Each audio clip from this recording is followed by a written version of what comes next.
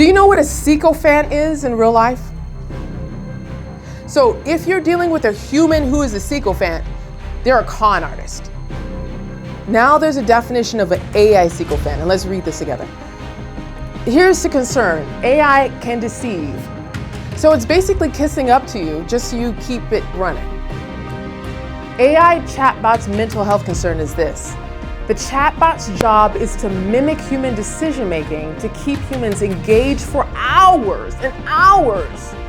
You know why? To extract that biometric data. A lot of people don't know 75% of young kids have a relationship with an AI chatbot. And 52% of those students use it on a regular basis. And 32% of the time, these chatbots suggest the student does something that's harmful. Now, it doesn't matter if you're in Los Angeles, doesn't matter if you are in Australia, doesn't matter if you are in Germany, China, the Philippines. This information is valid no matter where you are on the face of the planet.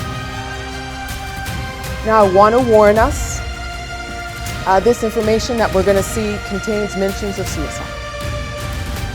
And these are children 13 to 17 years old. These are teens. This is affecting people across the world.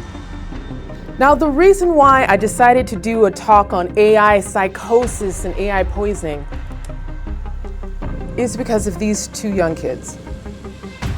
According to the news, the chatbot gave the child methods to take his life.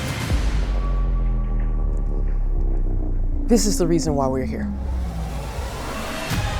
We are here to prevent this from happening. We have potential suicides with people that are believing some deceitful comments from artificial intelligence and not recognizing when to vet the information that comes from artificial intelligence. So this presentation is, we're going to be armed with the tools to get ahead of this problem with solutions early in front.